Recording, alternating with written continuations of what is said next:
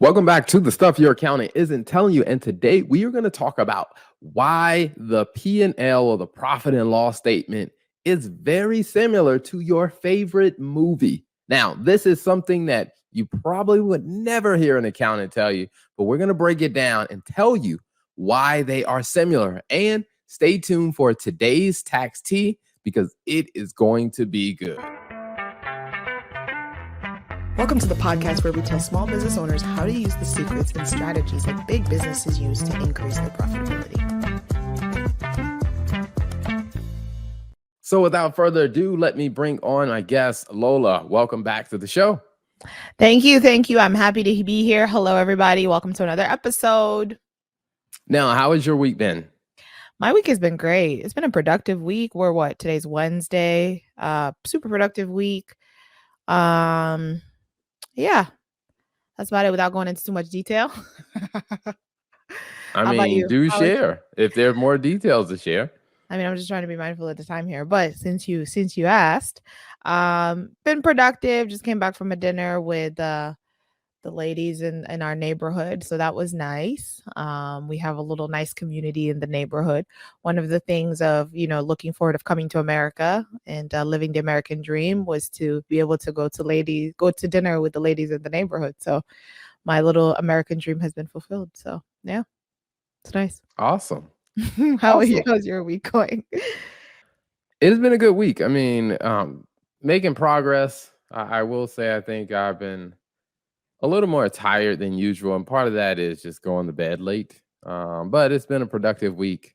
We had a new employee in the Philippines start, so that's always interesting of just having new employees that are like in a 13-hour time zone difference and staying up later. On their time zone. Yeah, so it's like staying up later to really help get things rolling. But I think it's all part of creating a amazing system that can support more and more clients, and we're still continuing to onboard clients. So that is, I'm excited about it. Yeah, I will say that is pretty exciting. We had a little welcome to the hood, but no, welcome to the company celebration for Jeremy virtually when he started. And so that was nice. I think we need to have more like employee meetings, Terrell. Voting for more employee meetings. We will see. I guess that is on the plan. One of the things that I told the team is that probably in 2024, I'm going to need to probably fly out to the Philippines. And I was like, if we hit all of our goals and we grow the rate that we are projecting to grow, then I probably will be making a trip out in the Philippines. Did you say I? Yes, I did. Why did you just say why I? Why not us? Why not we? We'll see about that. You said hitting our goals. You didn't say hitting the marketing goals. Let's be clear here. Plus, I know I'm going to hit my goals on the marketing side of things, but that's great. This I plan to go. No. It's we. It's a company meeting. That means all employees need to be included, including myself. We will see. I don't like what I will say. We will see. I don't like your tone, but okay. Everyone that showed up to listen to the show today, you didn't show up to listen to our company update. What you really showed up for is to hear about this topic that we're going to talk about, of how your financial state, your P&L, is like your favorite movie. Now, before we jump into that topic, I want to get, what is your thoughts when I first came up with that topic, or when I first proposed that? What were you thinking initially? I was like, I'm curious to see how this is going to go. And I'm curious to see how Terrell is going to kind of basically tie the income statement to a movie. I think one of the things that you're very gifted at is being able to simplify and kind of connect the dots on stuff. So I was eager to see how you were going to bring the story and the plot together, because I think it's income statements specifically are, I think, an financial statement that is oftentimes underestimated in how powerful it can be. There's so many benefits of it. It's like the superhero with multiple powers or whatever. And so I think I'm interested to see how you're going to connect it. So yeah, I'm curious. Where are we starting? Mm, that is an interesting perspective. So we will see if I can live up to the expectation. No pressure. Um, No pressure. You can do it. I have faith in you. Yes, yeah, I let's feel get like started. I feel like I'm like Michael Jordan in the fourth quarter when the game is on the line. Like the pressure doesn't bother me. I got Exactly. this. Michael Jordan always Um, delivers, so it's not even an issue, man. yeah, so we got this. All right. So to kick the topic off, I Oh, do now it's think, we. you know, Now it's we, the huh? best way, Let me stay focused. yes. And I think the best way to approach that is really let's talk about your favorite movie. So what Mm, is your favorite movie? I have to pick one. Yes, you do have to pick one. My favorite movie. Dang. My favorite movie, I would say I'm between. Okay, you said pick one. Let me just pick one. Air Force One. Okay, your favorite movie is Air Force One. And what I will say is to everyone is watching and listening, start thinking about your favorite movie because we're gonna make this very, very relevant. So when you think about Air Force One for yourself, it's like, why is that your favorite movie? I would say Air Force One is my favorite movie because there's a bad guy, there's a good guy. I just love the story of the hero winning. And it's my favorite movie because they do such a good job of basically having the president, Harrison Ford, right? I think is the main character, defend the plane and save all of the passengers who are basically at risk from the terrorists. So, and just the thrill, and he's pretty much just a badass. I mean, it's kind of like he defies in my view, defies the stereotype, even though he was Indiana Jones. But I mean, in this movie, he's a little bit older. Defies, he was Indiana Jones, right? I just want to make sure I didn't like mess that up. Was he Yes, Indiana? Okay, he's a so lot older. yeah, so he's a lot older in Air Force One, and so I just really like it because I'm a sucker. I'm not gonna lie, I'm a sucker for like patriotic movies, which is funny because I'm not even originally American. But I think just the idea of like the American patriotism and saving the country and like protecting the country. So, anyways, yeah, that's why. How about that's why I like it. How about yours? What is your favorite movie? Um, I'm an interesting one because growing up, my favorite movie was Man in the Iron Mask. And there's a Wait, couple the of one with reasons. Leonardo DiCaprio? Yes. Yes. And the one where he has like an evil twin brother who locks him up? Is that the Yes, that is one? Okay. true. That is Okay. true. Okay. That is true. Where there is so the storyline is the king had twin boys. And so when you're the king and you have a son, that one is going, your oldest son is going to be the one that ascends to the throne. Well, if Mhm. you have twin boys, you don't really know which one is the older one. So, what the king decided was that they would lock one of the sons away and they put him in a iron mask so no one would ever see his face. They kept him in the dungeon. And then the one son that he kept, that one ascends to the throne.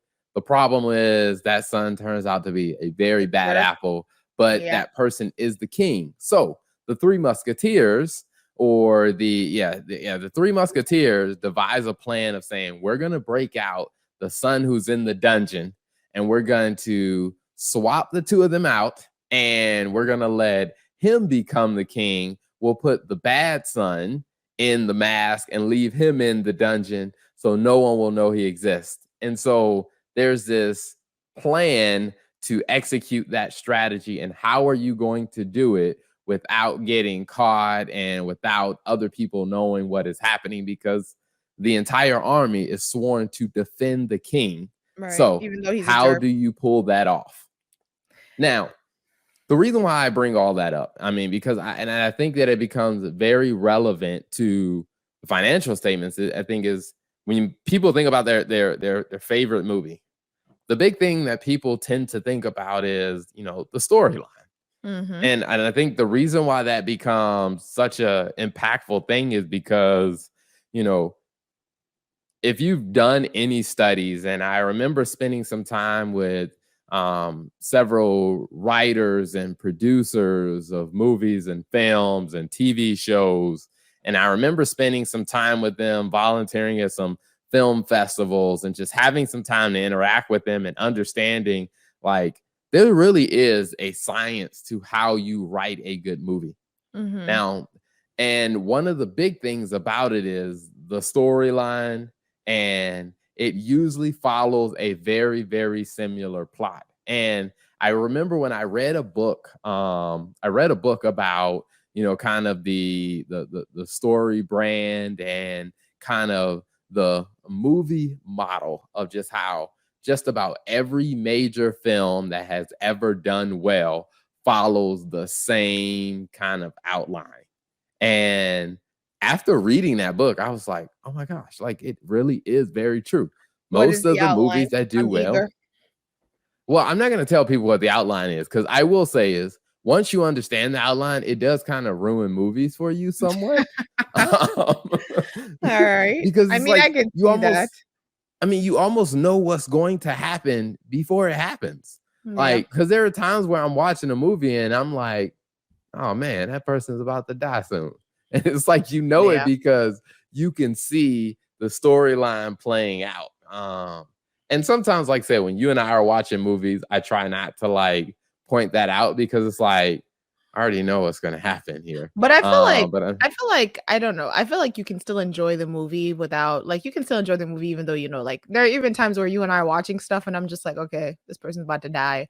Or yeah, babe, this person's about to face an obstacle. It's cancer. This is what it is. And more times than not, it ends up being what we say. But I think you can still enjoy the movie. But I guess we don't want to. but that's because you're guessing.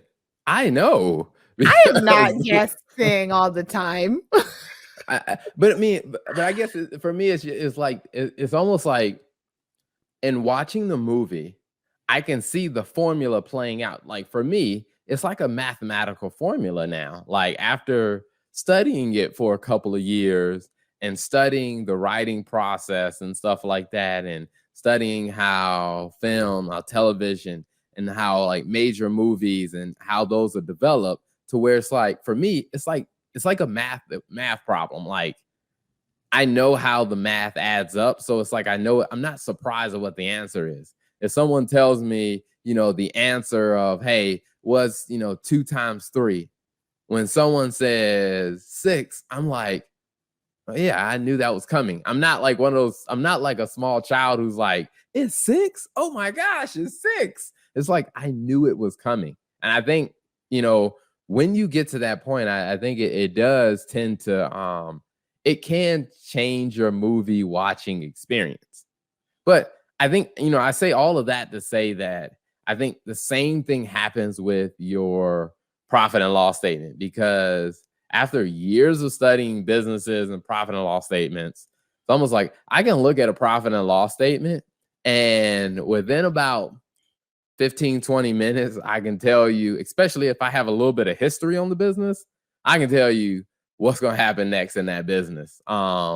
With relative accuracy, I can tell you, hey, I'm telling you what's about to happen next in this business. And you can kind of see it coming. And I think that if you learn how to look at the financial statements the same way you do a movie, then most business owners will be able to kind of predict what's going to happen financially in their business before it happens so they can actually do something about it.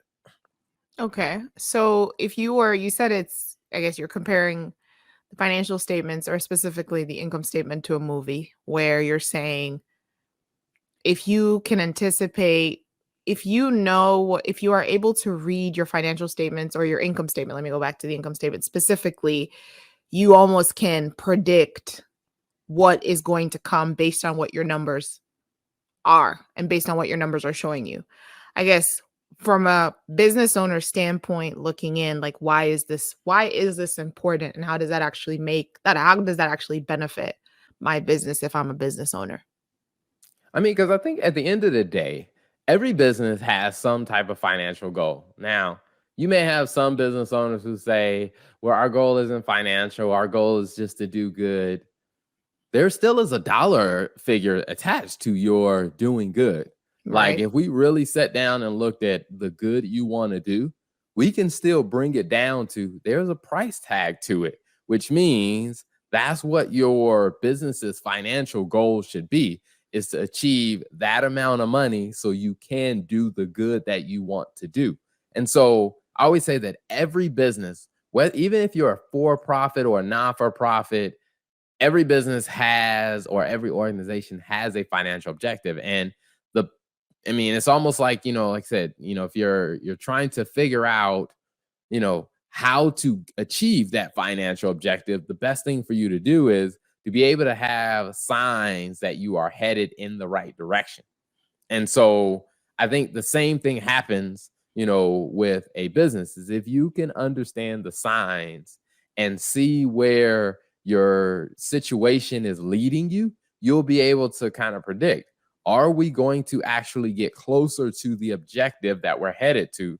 And I think if you can read the financials, you'll understand that a lot more. I mean, and for the business owner, that becomes a whole lot less stressful than just trying to just try it out and hope and pray you get there. But it's like, if you can get there with almost, some sense of predictive accuracy, then that's a lot less stressful and you'll enjoy the process a whole lot more.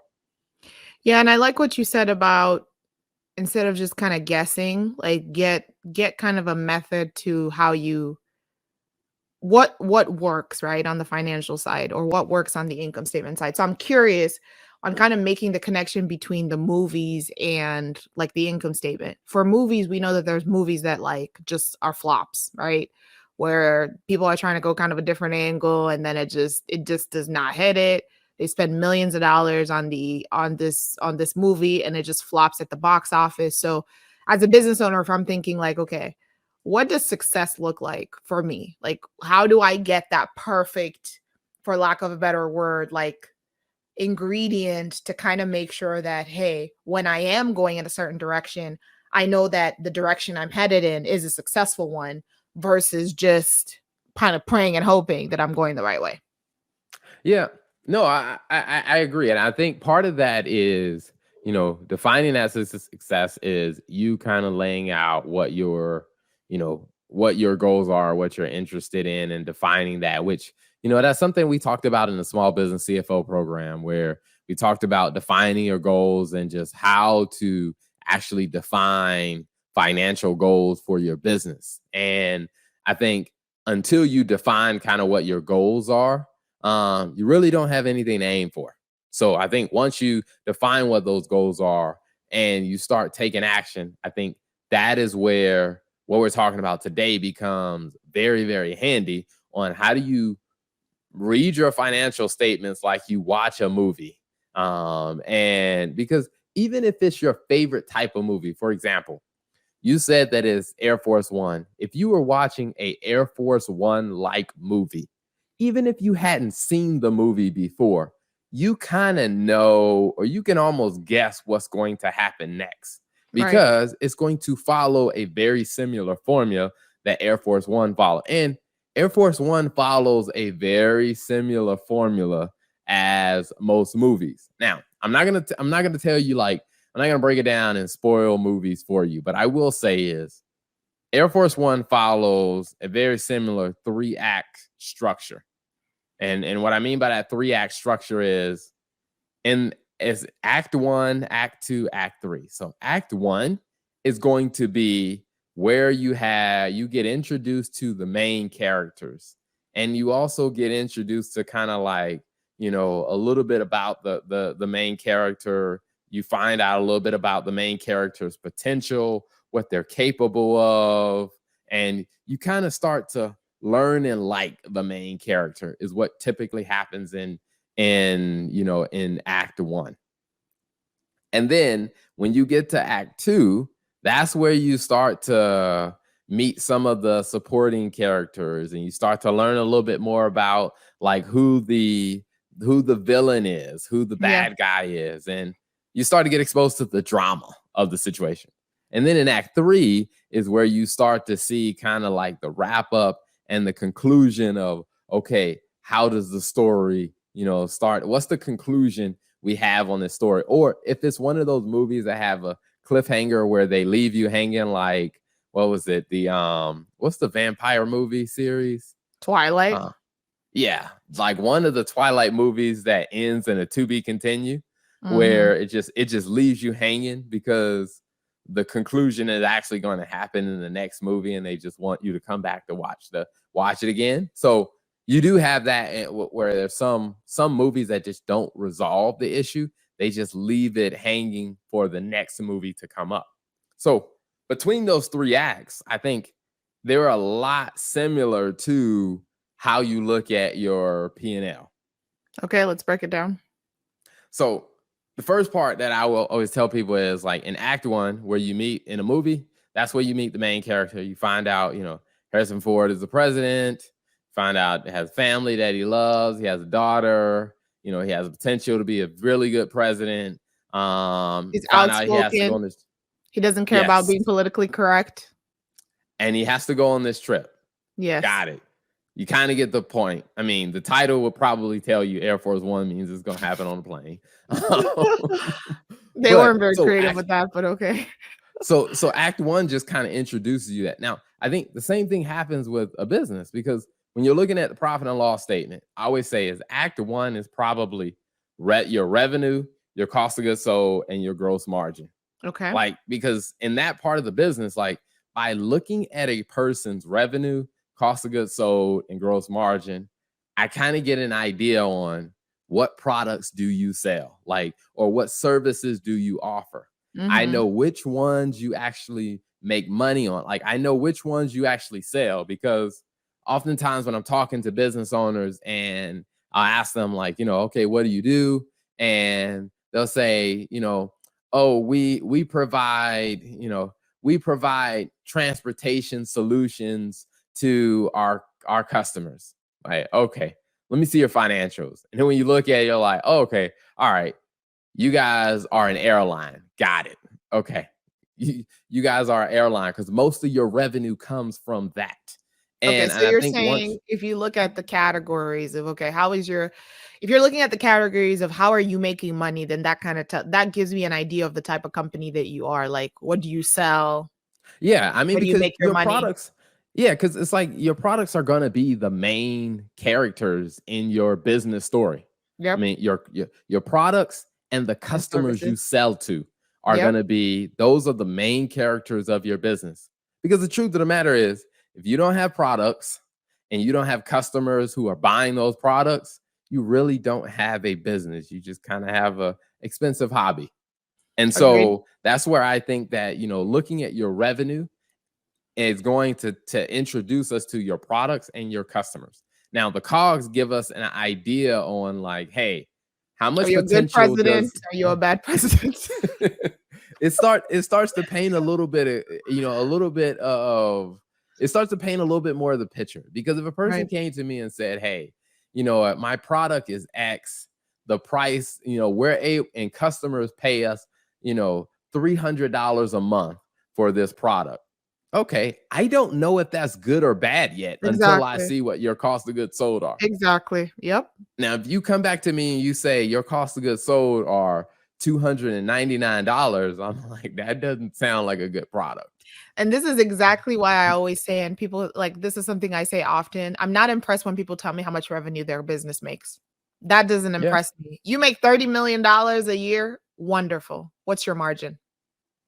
Like, yeah, how much is it actually costing you to make this product or provide this service? Because then that really tells me, like you said, the story, right? Like, are you making money? Do you have a profitable business? What's your gross margin? Like, are you managing your costs properly? Do you know that it costs you less to make this product or provide the service than what you're selling it for? Like, there's just so much in that, like, I think you're right. Like, it gives you the act one view of, hey, what is your story? Like, what yep, kind of company are you right off the bat? Just looking at those three buckets that you mentioned. yep. I mean, because it starts to help us understand also too is like, is your business meaning that, hey, you have pretty solid margin in every individual unit or every individual service, or are you kind of like a Netflix where you got to sell volume to Right. where it's just like, is this a volume play or is this a high profit play? I mean, because that tells us a lot about the story. Now, one of the things that I will say is like act one kind of concludes with what is the gross margin on the products and the services that you provide. What I will say is if your gross margin is really low, I can tell you're going to have a crappy business or you're going to have a really tough business if your gross margin is really low. Because it's similar to like if you were watching a movie and they introduced the main character to you, the main character was somebody who really wasn't all that interesting. You really didn't like the person. You're not going to like the rest of the movie. Like, Yeah, you're that's probably true. going to be like, the movie was pretty bad. And so I would say is you don't have to say it out loud because I don't want anybody to get offended. But it's like, think about, you know, a bad movie that you have seen recently. I can think of one very recently. Yes. And what I would probably guess is you probably thought the movie was bad, probably because when they introduced the main character and kind of the storyline of the main character, it was probably pretty weak. Yep, I would agree. And so, and I always tell people is the same thing happens in your business. If your gross margin is really bad and like the product, the cost of goods sold, gross margin, if that's not good, the rest of your movie or the rest of your business is going to struggle to survive. So you gotta have a good act one. Yeah, one thing I was gonna say, that's a really good point. One thing I was gonna say was, if you think about it like this, the character sets the tone for the rest of the movie. Your gross margin sets the tone for the rest of the movie. So your revenue, your cost of goods sold, and then your gross margin is just kind of like, all right, this gross margin, and this is about to sound really corny, but I don't care. This gross margin is about to go against all of your other expenses in the business. It's about to go against your marketing. It's about to go against like your selling expenses, all of these other things. Like you're having to like all the other charges. And it's like, if you don't make enough money on the gross margin side, you're not going to be able to sustain the business.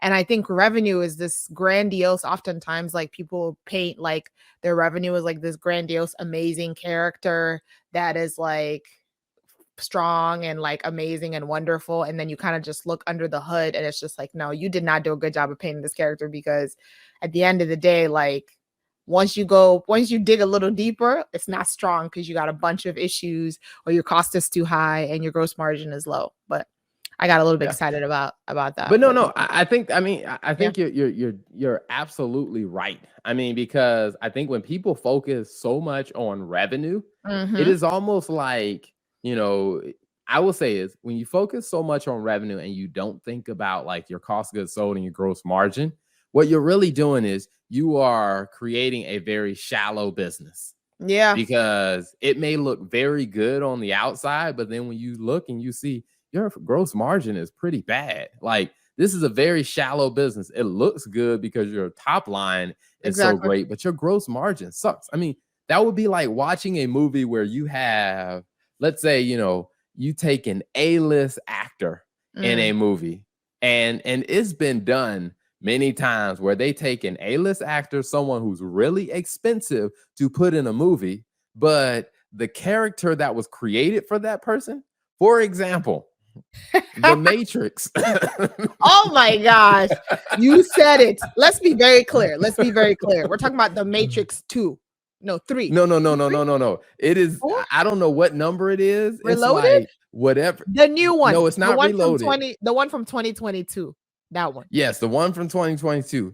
Very absolutely bad. Horrible movie. Trash. You take a amazing A-list actor. Don't send us any emails. Trash. You put him in a storyline where his character is so much weaker than what his capability and his capacity is as an actor. And it's like it changed your whole opinion about like, you're like, I really liked him in John Wick. I really liked him in the other Matrix movies. But in this one, where they rewrote his character, like this one just seems, it just made the movie horrible. Yeah, no, I agree. Yeah, that's actually a really good example.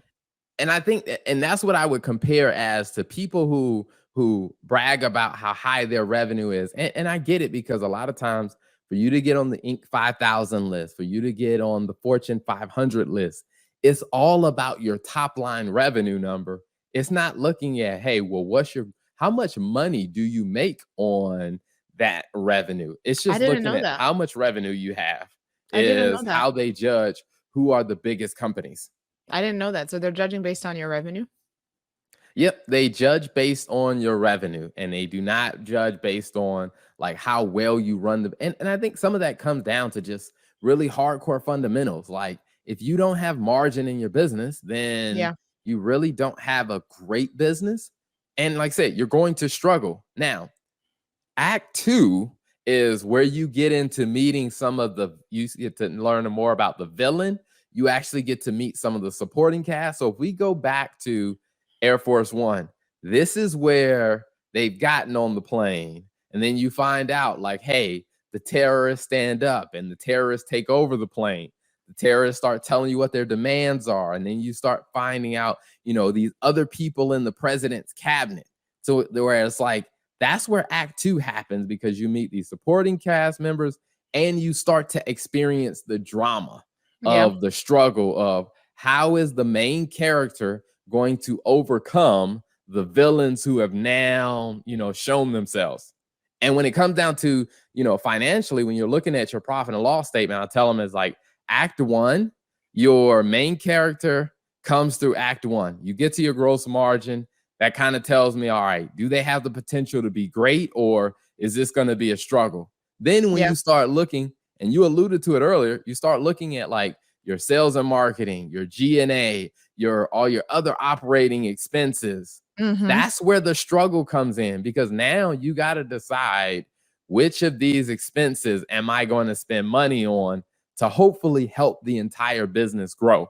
And I Right. think that's where you really got to make some serious trade-offs and ask yourself, how much are we going to spend on marketing? Or do we spend it on this new office space for the staff? Or do we spend it on marketing? Or do we hire new employees? Because you don't have an unlimited amount of cash. So you got to deal with that drama as a business owner of like, hey, how are we going to navigate these challenges so that we can have some type of profit at the end of the day? Yeah, that's good. No, I like that. That's really good. I think just that the gross margin going up against the other expenses to really come out on top, and the victory at the end of the day is having a net profit, not a net loss. Coming out on top. It's like, hey, did you destroy the terrorist? Do you have a net profit on your P&L? If you did not, hey, you were destroyed. Okay, that plane was hijacked and taken over, and I don't know. You might come back next. You might come back another day. Okay, better luck another day, but not today. So Yeah. yeah, I mean, and I think it goes back to just the reality that, if you're looking at Act One, like when you're looking at your P&L, if your gross margin is too low, your gross margin is not going to be strong enough to yeah, take on the other expenses in your business. It's like what's mhm, gonna, I mean, because pretty much whenever I'm looking at a financial set of financial statements, if the gross margin is really low, then what I know is like, if we put that in movie terms, what just happened in your movie is your main character is is so weak. weak that they're going Yeah, to lose to the villains that they got to face now.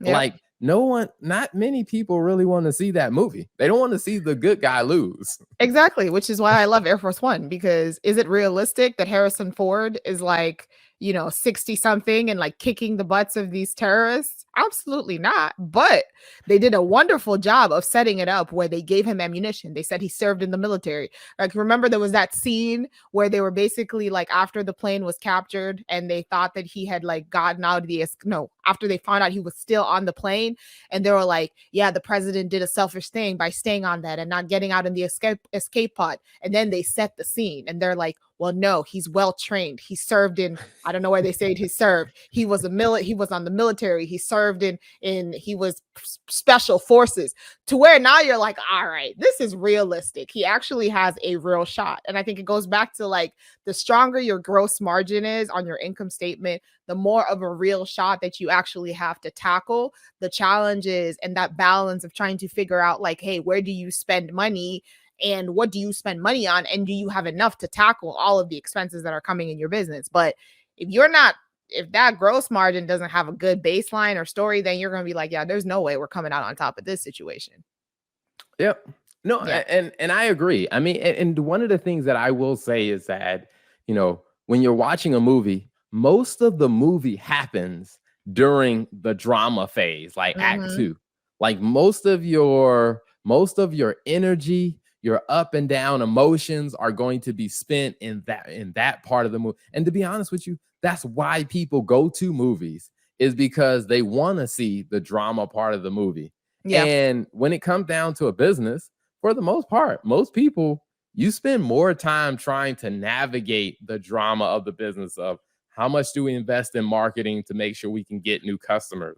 Like, Yeah. how much should we spend on our employee cost? And how much should we be spending in this area, that area? Like, Yeah. which expenses should we cut and stuff like that? And I think if people start to think about it that way, is that, hey, once I figure out how to get really good gross margin, and I manage my costs well and I increase my revenue, then I got to take on the other expenses and which challenges. And I think one of the good ways to think about that is, looking at your expenses and saying which one of these expenses are actually helping support improve the improvement of my gross margin. Things like, hey, the money we're spending on sales and marketing, is it actually helping us generate more sales and more revenue so that our gross margin stays healthy? Yeah. And I think when you start looking at it that way, it really helps you start thinking through decisions like, is this an unnecessary enemy that I have, or unnecessary challenge, or is this expense actually helping, me sustain a strong growth margin? I think that's really good perspective. One of the things that I thought about as you were talking was I think that when we look and see companies that have oftentimes like failed or been unsuccessful, large companies, I think a lot of it has been like poor management of just funds and just poor financial management, to where the revenue could look great, but they just didn't do a good job of, like you said, being and really properly managing the drama. Because, like you said, a lot of the action happens within the drama. And so, what I've noticed oftentimes is even when I talk to founders and I talk to people who are raising capital for their companies, it's just, man, like, yeah, we're going to do 40 million next year. Oh, okay, great. You're spending all this time raising this money to then, go make $40 million in revenue or whatever. But you have no process in place. You're not spending any time reviewing your P&L. You're pouring money down the drain, or you're pouring money and you don't really know where it's going. And I think the other thing, Terrell, that you mentioned that I think is really good is like understanding at the beginning what your financial goals are. Like what does success look like for you? Because I think if you don't understand what success looks like even if I think about like in the movie scene, like what does success look like at the end of Air Force One? Like at the end of Air Force One, success looks like, hey, he kicks all the terrorist butts and he comes out on top. That's what success looks like. And I think as a business owner, you need to understand what success looks like, because it might not always be, hey, I'm going to be net positive on my profit every single year.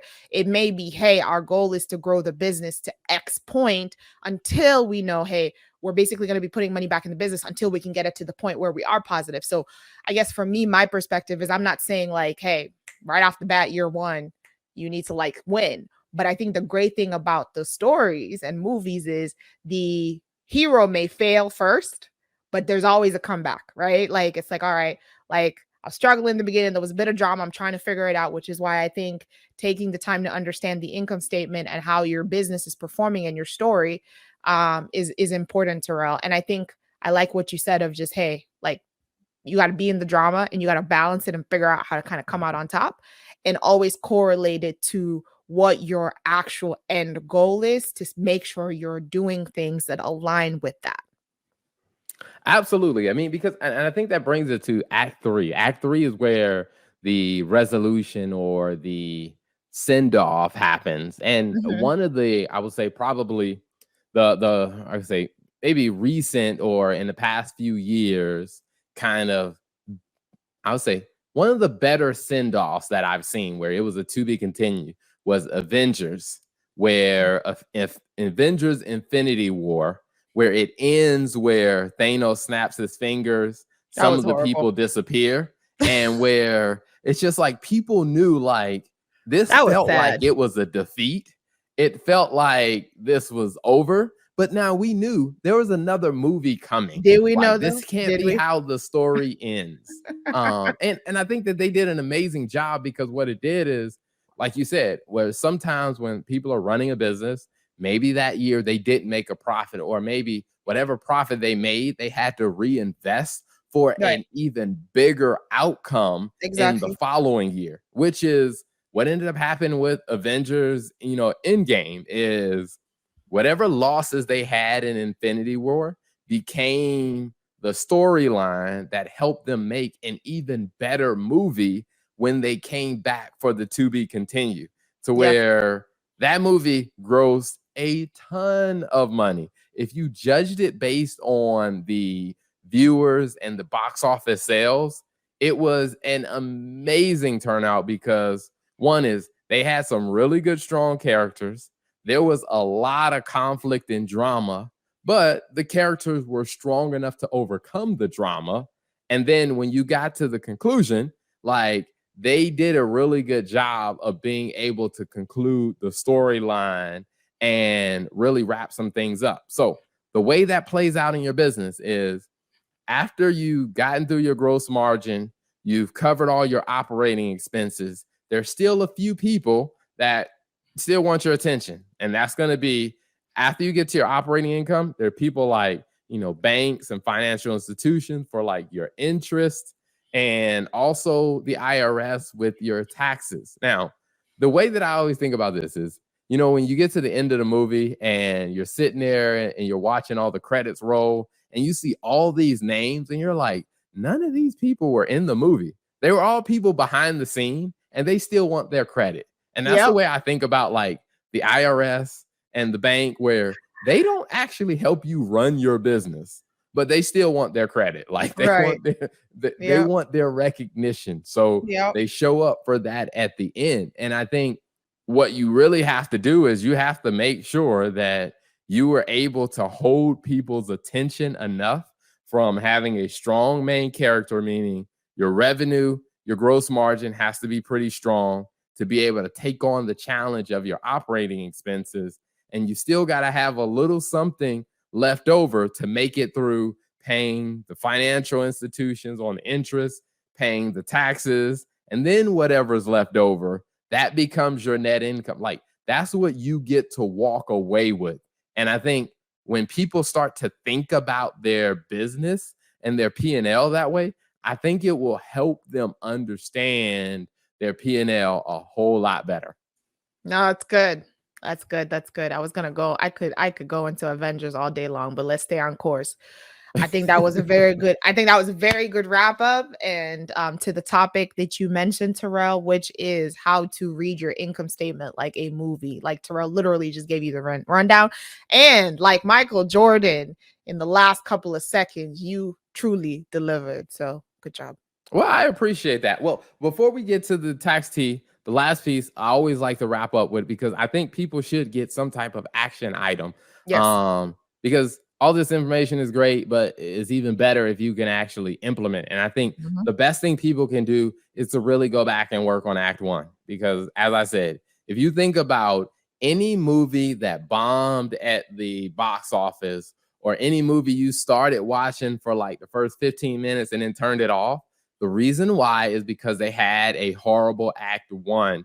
That is most of the time why a movie does bad. And that's also why a business fails, is because their Act One is not all that good. And so I always tell every business owner is that even if you're an accountant and you support business owners, if you are helping business owners, you need to help them look and really analyze their Act One.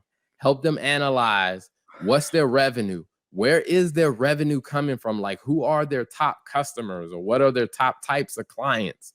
Yeah. Looking at the cost of goods sold and figuring out like what is the acceptable targeted gross margin that this business needs to be able to thrive and be successful. And I think when you spend time there, I think you are going to set yourself up to have a great business. So that is your action item, is to analyze your gross margin or your act one of your P&L and come up with some strategies to make that stronger. Now, I am very interested in what the tax tea of the week is. So what do you have for us? The tax tea of the week might as well have been a movie. Okay. I picked this one because literally it is so unbelievable. Like this could be a whole plot of a movie. I don't know if it would be a good one because it didn't end well, but and there was no hero coming to save them. Maybe the hero in this case is the IRS and the Los Angeles Department of Investigation, or LAPD as they call it, whatever. All right, so you ready for this week's tax tea? Yes. Okay. So this week's tax tea is is the story of two individuals, okay? A hairstylist and an actress based in Los Angeles. Okay, do you see the sun coming up? LA, shiny, okay? Imagine a situation where I don't know exactly how this happened, but these two individuals, Anthony and I forget the name of the lady. Oh, Anna. So Anthony and Anna was an actress, an aspiring actress in LA, and Anthony was a hairstylist. So they met a gentleman who I don't know how they came across him. I don't know if they did some business with him. I don't know the story, but basically came across a 60-something-year-old man who was worth about $60 million. Oh, wow. And worth about $60 million. They somehow made their way to become a caregiver for this individual. And in the process of making themselves a caregiver for this individual, they basically ran a fraud scheme on him and stole about maybe $20 million from this person who was a physician. So let me kind of set the scene. So basically, the recap here is that they're being charged with fraud, of course. And they're being charged with fraud because about 2 to 3 months before the death of this physician, they had basically gotten him to sign over power of attorney to them. And they were basically making transfers of this gentleman's funds into their own personal accounts. So let me take a step back because this is just really bad. So it's really, really bad. So basically, they somehow met this physician. I don't know how they met him. They somehow met this physician. They met him when I think he had a mental breakdown, had gone to prison. And somehow during this time, they had formed and developed a relationship with him. I guess enough to the point where this man trusted them. So when he had a mental breakdown, he ended up going to prison. And I don't think he contacted anybody else in his family and his friends. And somehow these two individuals got involved when he was in prison. And so basically what happened was when he was in prison or when he went to jail during this time, he gave the hairstylist, let's just say a friend who he thought was his friend, gave him power of attorney to be able to basically transfer money for his bail to get him out of prison. When he got him out of prison, the hairstylist and this actress basically manipulated him and somehow refused to give over the power of attorney authority. And so we're still basically using that power of attorney to open accounts in the gentleman's name. They had him on drugs. I mean, this is bad. They were giving him LSD and marijuana. Yeah. They moved into his house because they were saying that they needed to be his caretaker. Because he had that mental breakdown. I guess he wasn't 100%. And he was like, these are my friends. They care about me. They're trying to take care of me. So they were doing all this under false pretense. So they still had power of attorney. So what they were doing then is they were opening different bank accounts, in the individual's name or this physician's name, or opening bank accounts in their names and basically transferring, again, because they have power of attorney, getting him to give them access to his bank account, like I said, worth $60+ million, and transferring those funds, maybe like $1 million or $2 million at a time, to their own personal accounts. So they were stealing. I can see where this is going. Yeah. So they were stealing from this gentleman. And basically the part where I said this does not end well, and this is why I don't think this would be a good movie, is because what happened was, I think 4 days before he died, they had him on LSD, basically high on LSD, switched out the authentication, the 2-tier authentication step or whatever of his account, put his name, put his phone number to receive the authentication number, and basically gave themselves access to everything. Okay. When his health condition started to deteriorate, I guess somehow in this process, they cut him off from his family. So like isolated him from his family, told him that his family didn't want what was best for him. They were the only ones who could take care of him. Just a hot mess. So basically he was the only one. They were the only ones that he relied on. Basically, it cut off his family and all that stuff. So a couple of days before he passed away, they transferred, I think like maybe 10 to 20 million dollars. I don't remember. And he finally, before his death, he kind of realized that these people were taking advantage of him, chased them away from the house, and they used the money that I guess they had stolen from him to go rent a luxury hotel where they proceeded to then watch him on the camera, because I guess they had a ring. They had a ring camera. I don't know. Let me not put a ring in this. They had a camera in the house. So they were watching him from the house or whatever, I guess making sure or whatever. I don't know what they were trying to do, basically watching him from there to wait until he died. I don't know. And so then the man eventually passed away. And when he passed away and the family came and kind of started to unravel and discover all of these things, then they proceeded to sue the hairstylist and the actress basically for defrauding him, manipulating him, and abusing their power of attorney. Wow. I mean, this sounds like a movie straight out of Hollywood. Listen, this is a real life situation. I am reading this from the irs.gov website. This is why I said, man, this is such a good one to do, because literally, if you think about this, and I didn't even read the detailed stuff, like some of the stuff that they did, but basically they're being sentenced to a maximum 20 years in prison for each of them for fraud and money laundering. They did some other stuff. I mean, it's just a hot mess. But I think, it's, one of the things that I think about as an accountant is, and which I think I know that they didn't think about this, is there's a such thing as called gift taxes. So like, you're only allowed to give a gift of X amount of dollars before it triggers or requires some type of gift tax to be paid. And I think that number is something like 13,000 per person. Correct. So like, let's say, for example, if I gave somebody a gift of, $40,000, I can't just give them that gift and there be no gift tax return filed. So all the money that they were taking out of this man's account and putting in an account that belonged to them, a lot of that probably should have had, even if they were paying themselves for, let's say, their caregiver services, it's like there should have been some type of tax filing to where it's just like, you guys have just set yourself up for some serious issues here. Yeah, and you know what's sad and disappointing? This was over, like, it wasn't even like 6 months. So it was like from 2017 September to like May. Okay, no, a little bit over 6 months. What is that, like 9 months? So over a period of 9 months, they were basically abusing the access that this man had given them. I don't remember. I don't recall if it mentions how they actually developed the relationship. But I think for me as an accountant, one of the red flags that I see here is while I think that it was good for him to have access to his funds, I think he should have hired an accountant who actually was managing the fund for him, because at $60 million, an online brokerage account for $60 million, like, you should have someone that's like basically advising you, like, okay, you just moved $1 million yesterday. Hey, kind of like, bringing it to your attention and say, okay, this is a problem.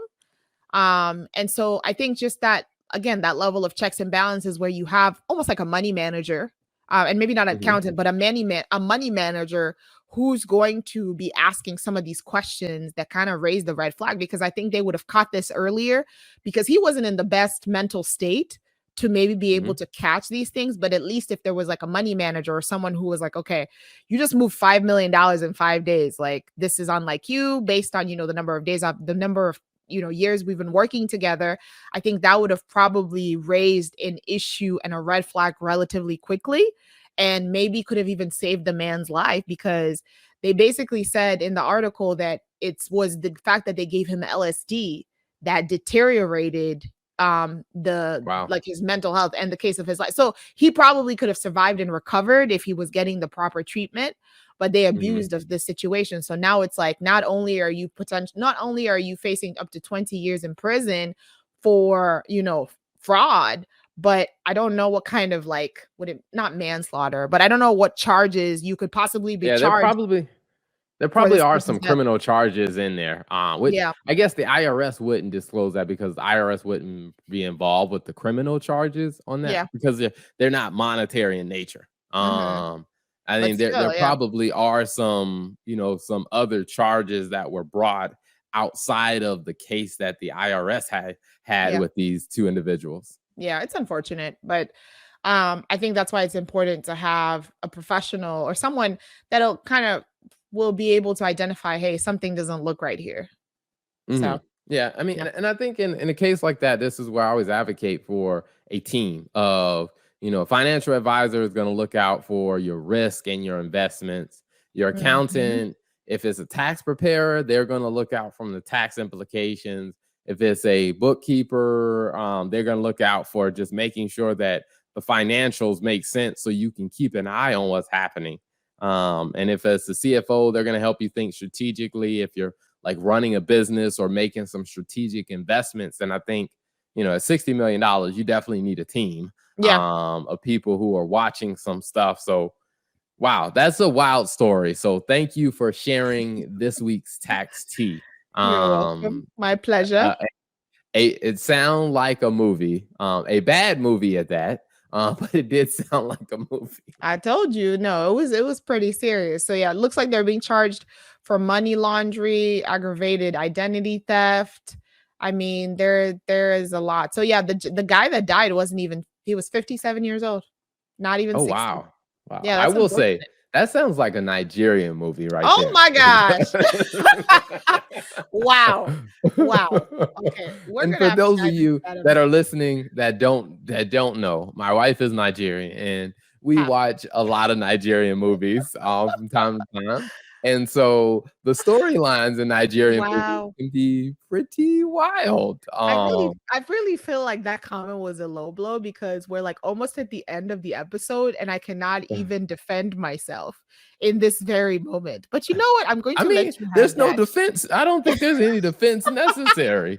I mean, A to Niger me, I mean, okay, fair. I would agree. That does sound like a Nigerian movie. I can't even lie. That sounds like one of those Nigerian movies where like honestly you're just like, "Oh my gosh." And then it's sad because they say he befriend okay, yeah, definitely a Nigerian movie. He was uh, befriended. They befriended him. I guess they approached him knowing he was mentally ill and basically knowing mhm. went into the situation knowing that they were going to be taking advantage of this guy. So that's unfortunate. But yeah. Because even as you were saying it, like I've seen a couple Nigerian movies that have a similar where someone took advantage of someone because they had money and they kind of moved in, and then in the end they ended up getting caught This for is what they true. were doing by some divine or legal authority steps in and That then is catches true. them. So I'm That just is like, true. yeah, that Okay, sounds fine. like a Nigerian movie Fine. right It there. does sound like a Nigerian movie because Kenyans don't make those kind of movies. But no, it does sound like a Nigerian movie. But Awesome. no, Well, yep. hey, everyone, thank you so much for joining us today. Hope that you enjoyed the format. I know we probably laughed a lot more and talked a lot more, but I think at the end of the day, the goal is really how do you start to look at your finances better? How do you put some plans and some strategies in place to make sure you're protecting your business, you're building something that is profitable, and that you have things in place to protect it. Until next time, thanks for tuning in.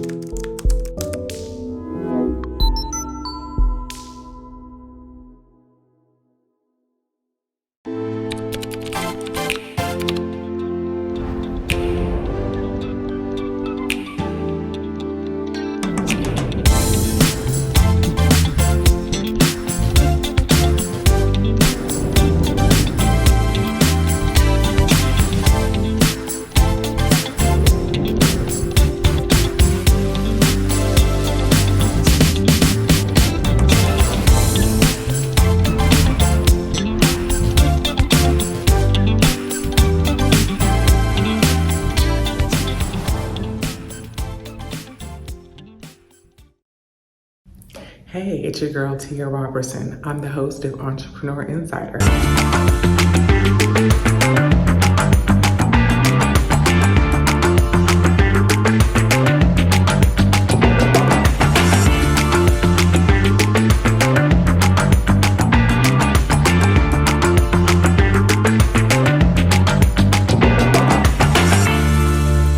Right here on RETV every Thursday at 6 p.m. Eastern for entrepreneurs and news that you need to know about. See you there.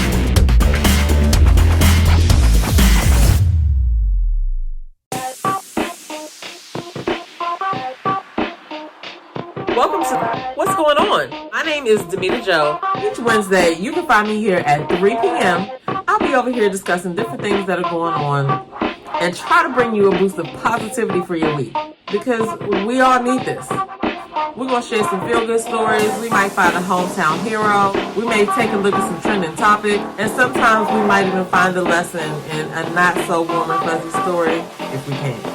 I'm Demita Joe, and I'll see you guys on the next episode right here on What's Going On?